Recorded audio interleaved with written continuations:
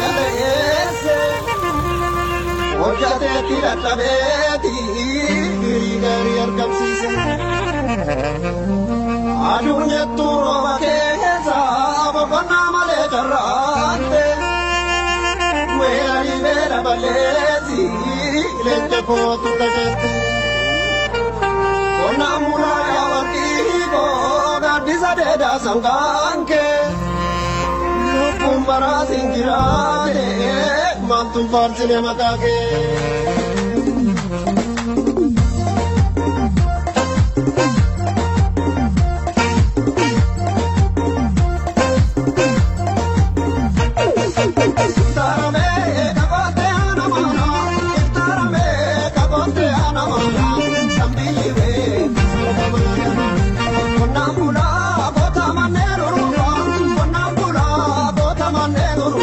Akka aanaa keenyaatti jallisiin bonaadha.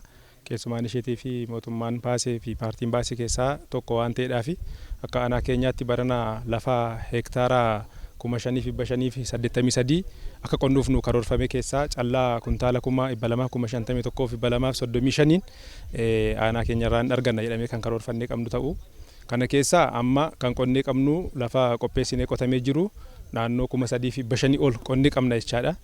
Amma jalqabbiirraa waan jirruufi kanarraa callaa guddistuun adda addaa dhiyeessine keessumaa qamadii wajjin kan wal qabatu sanyii haadhoo tokkoffaa yookaan waan isa jennu sana wajjin kan wal qabatu kuntaala 282 bitannee aanaa keenya kan galee jiruufi kaan immoo si'utuudhaanis facaafame kan jiru ta'uu isaa isinii kaasuufi kana qofaas miti hanga yoonaatti akka aanaa keenyaatti lafti heektaarri 220 faca'ee kan jiru ta'uu isaati jechuudha gosa adda addaatiin. Iddoo kanatti qamadii misoomsaa jirra kilaasteraani. Kan misoomsinus deeggarsa ogeessa qonnaatiin fayyadamne waggaatti naqa lama oomishuudhaan kana galii gaasharraa arganna jennee akkasitti amma facaasaarra jirra.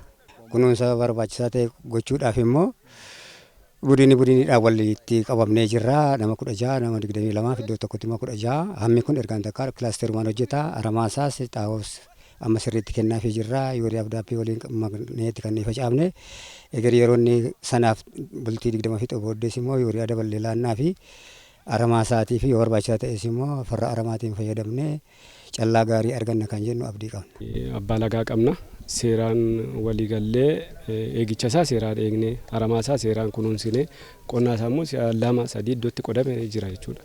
Kana bu'aarraa argannaa jennee lafa isaa bulleessineet hojjechaa jirra jechuudha. Gara fuulduraatti immoo qixaan waliigaltee tokko uummanneetu kan eeguu qabnaa jennee jirru aramaasaa qixaan seeraan yeroo isaatiin humna namaatiinis yoo ta'e qorichaan fayyadamuudhaanis yoo ta'e kunuunsinee galiisaa hin argannaa waan jedhu abdii qabna. Yaa qophii isaarraa qabee amma ammaatti ogeessi nu faana turan. Ogeessi caasaan gandaa hundi nu faana turan. Dursa boqqollootu irra ture. Boqqolloo irraa amma gara qamadiitti jijjiiruudhaaf utuu boqqolloon isaa ga'ee jennaan irraa ciramee gara facaatiitti galee jira. Egaan waggaa lamaan darbee xiqqoo haala nageenyaa wal qabatu xiqqoo qonnaan bulaa kana dhibba tajaajilreera jechuun xiqqoo nu rakkisaa sababa rakkoo nageenyaatiif jechuudha. Bara kana immoo waaqayyoo fagalatu malee rakkoon nageenyaa nuuf furame qonnaan bulaa keenya dhibbaan bira dhaabannee keessa walii keessa bullee kan tajaajilaa jirru. Egaan karoora qamadii akka bara kana akkatti qabnu jechaadha. Raawwachuudhaaf akka ganda keenyaatti qonnaan bulaa keenya maayisifnee jechaadha. Walitti adda tajaajilanii bifa kilaasteraanii qonnaan bulaan keenya qamadii akka oomishuuf kunoo har'a guyyaa irraa facaafachaa jira jechaadha. Lafa heektaara 2,200 fi 714 jechuudha kan nuti karoorfannee jirru. Hanga ammaatti qophii maasiin keenya heektaara 60 irra geenye jechuudha. Facaasaa heektaara 1,600 ammatti facaafnee kan jirru. Garuu facaasaan kun sababa bokkaa roobuuf xinnoo jechuudha akkaataa qonnaan bulaan barbaadutti lafti qoraa waan jirree fi hamma deemuu qabnu hin deemne. Yeroo lafa makaan hin qonna jennee yaadne walumaa galachuudha dhiyeessinii xaa'oo gara miliyoona walakkaa kan ta'u walumaa galachuudha yuuriyaadhaa fi nibisi boruunii miliyoona walakkaa hin fayyadamne jennee jirra. Sanyiilee jechuudha akkuma kana gara hektaara 2,250 kan ta'u sanyii walii galachuudha sanyii si tokkoffaaf si lammaffaa facaasuudhaaf karoorfannee jira. Hanga ammaatti xaa'oo walii galachuudha kan bareen gaddaa bulee gara kuntaala 40 waan qabnuuf yeroo ammaa kana jechuudha isa fuudhee itti fayyadamaa jirra. Garuu immoo sanyiin si tokkoffaan jechuun sanyiin haadhoo tokkoffaan jechuudha.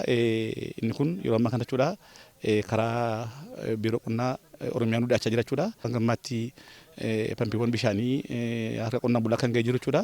Gara 280 kan ta'u qonnaan bulaa harka ga'ee jira. Sochiin amma uummanni godhaa jiru keessumaa gurmaa'insa haaraan kun sochiin godhaa jiru kan bareedaa jechuudha karaa fayyaa qabuun hirmaannaa guddaa godhaa waan jiraniif kanaaf karoora keenya milkeessina kan jedhu abdii qabna jechuudha.